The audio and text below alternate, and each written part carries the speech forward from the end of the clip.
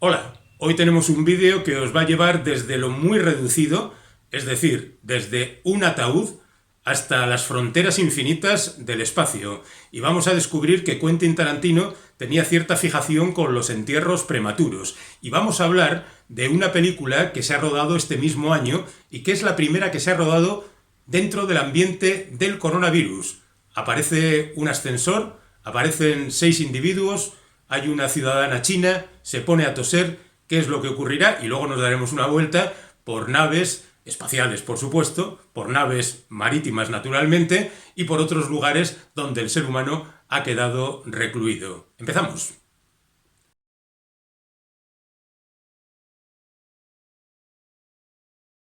Aquí estamos una vez más dispuestos a compartir un buen rato con vosotros, hoy haciéndoos ver que vuestra situación de enclaustramiento no es tan grave como la que han pasado a lo largo de la historia del cine algunos personajes que se han visto muy confinados. Y vamos a empezar por el repaso en una situación verdaderamente agobiante, la más extrema que podemos encontrar, que no es otra que estar enterrado en un ataúd. Esto se cuenta en una película titulada justamente Enterrado, de 2010, dirigida por Rodrigo Cortés y protagonizada por Ryan Reynolds. La historia se desarrolla solamente en ese ataúd y todo lo que va ocurriendo gracias a giros de guión muy inteligentes nos van haciendo pensar cosas que luego quizá no sean totalmente ciertas. En cualquier caso, es una película no apta para claustrofóbicos, porque la verdad es que sí da cierto agobio. Pero esto de estar enterrado no es nuevo en el cine. Por ejemplo, a Quentin Tarantino parece que le gusta bastante. La viuda en Kill Bill acaba enterrada viva. Y también en aquel episodio que hizo para la serie CSI Las Vegas, uno de los protagonistas de la serie estaba enterrado durante todo el capítulo, que en realidad era un capítulo doble, o sea, doble sufrimiento.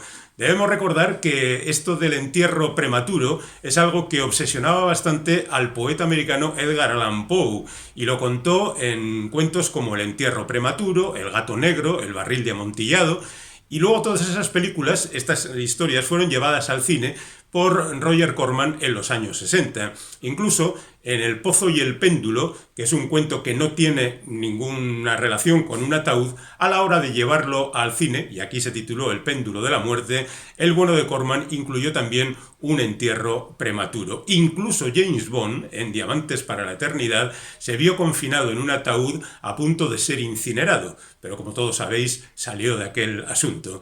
Bueno, tenemos que pasar del ataúd a un sitio tan estrecho como es una cabina telefónica. Y estamos hablando de aquel programa para televisión que hizo Antonio Mercero y que nos puso a José Luis López Vázquez en un trance dramático como pocos. Es verdad que no es totalmente claustrofóbica la historia, porque está vista muchas veces desde fuera, pero estás viendo al tipo que está encerrado en la cabina y al que auguras un futuro poco prometedor, y la verdad es que sí acaba agobiándote.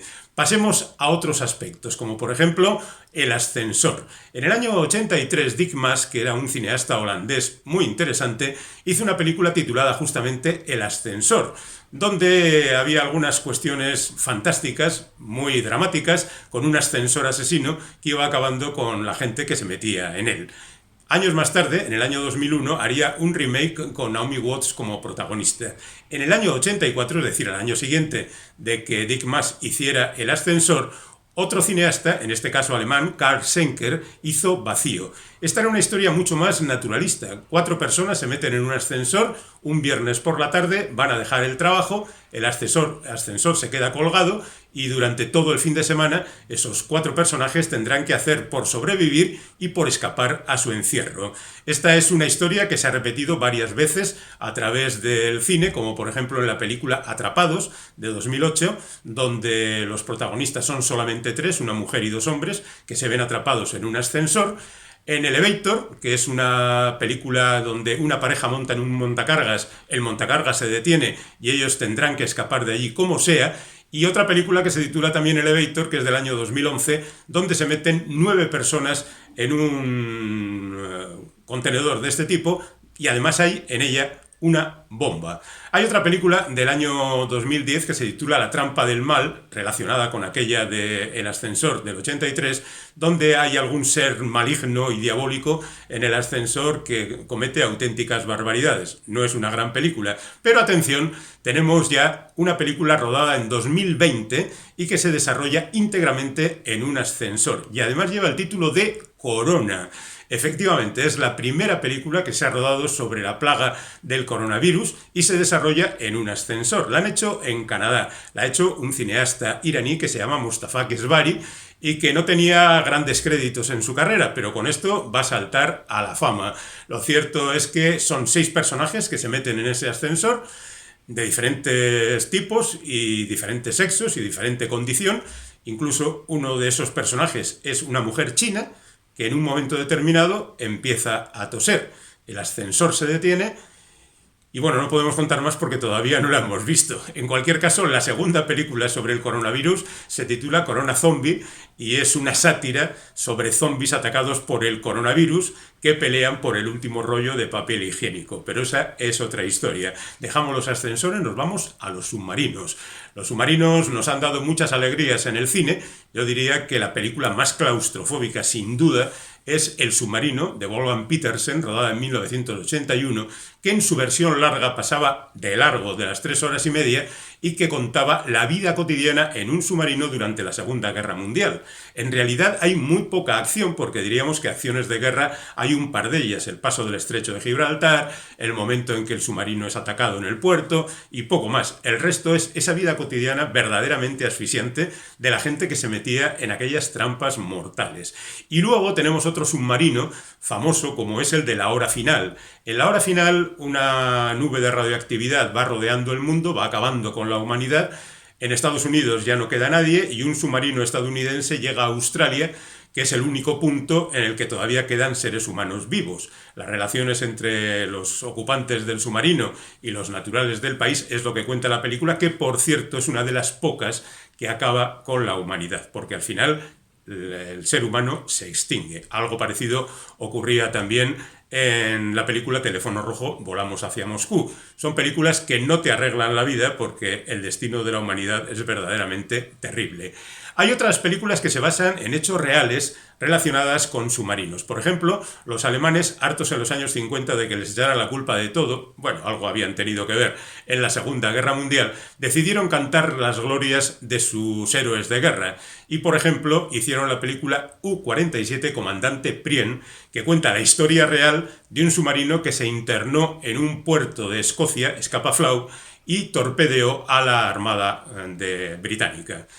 Además de esta historia puramente guerrera y también muy claustrofóbica, tenemos cosas más recientes como por ejemplo la recreación de la tragedia del Kursk, un submarino soviético, ya ruso, porque ocurrió en el siglo XXI, que se hundió y todos sus tripulantes perecieron. Es una película de 2019. Y luego, con algo más de ficción, habían hecho anteriormente K-19 de Widowmaker, el hacedor de viudas, que cuenta otra historia de un submarino soviético que también quedó encallado en el fondo del mar. Hay otra película relacionada con la Segunda Guerra Mundial, supuestamente basada en hechos reales, que es U-571, donde se cuenta la historia del abordaje de un submarino alemán donde llevaban las claves de Enigma, aquella máquina que servía para codificar los mensajes. Bueno, la historia está un poco alterada porque, entre otras cosas, aquí son americanos los que asaltaron el submarino y no ingleses, como ocurrió en la realidad. Y luego otros submarinos pues serían La caza del Octubre Rojo,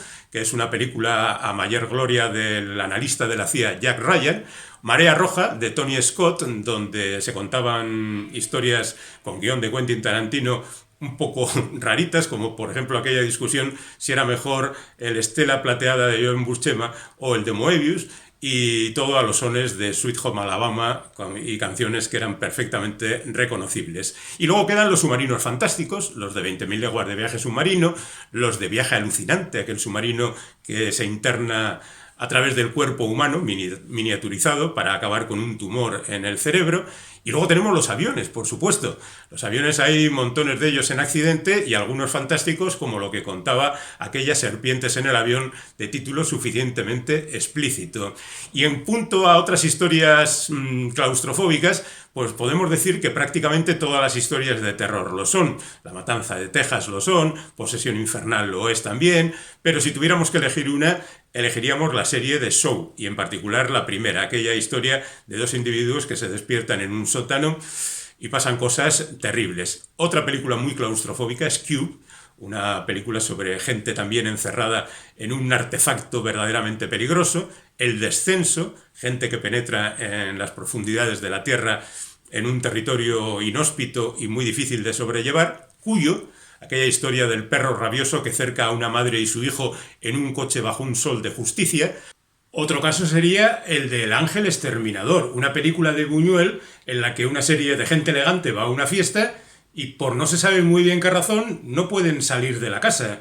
Vamos, que nadie se decide a abandonarla. No contaremos el final, pero estando ya en una casa entera, bien podríamos ir a un salón, la sala del jurado de la película 12 hombres sin piedad, donde se reúnen 12 tipos que tienen que decidir si el acusado es culpable o no, durante toda la película. Y ya puestos, y reduciendo los términos del confinamiento, nos podíamos ir a la habitación del pánico, donde Jodie Foster se encierra con su hija porque los malos han entrado en la casa. Y nos quedaría finalmente acercándonos a ese vacío infinito que rodea a las naves espaciales que por sus características siempre son claustrofóbicas. Y hablamos, por ejemplo, de los 7 tripulantes del Nostromo en Alien, donde además tienen que pelear con el bicho, pero hay tripulaciones más limitadas. En Saturno 3, por ejemplo, eran solo 3, Harvey Keitel, Farrah Fawcett y Kirk Douglas. En Passengers, solamente 2, aunque había algunos robots que otros. Ahí estaban Jennifer Lawrence y Chris Pratt.